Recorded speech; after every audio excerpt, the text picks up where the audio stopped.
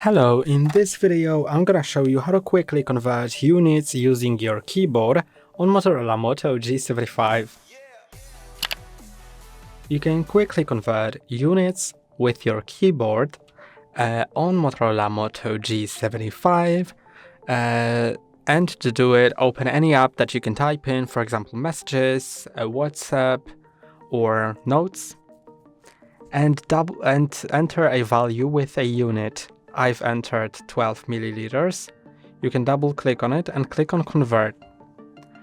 Then it will convert it to a different unit, and to change the unit, because it has converted to liters, let's say I want to convert it to teaspoons, then just click and convert it to a different unit, and it shows here. And you can copy it, then go back to the app and you can paste it.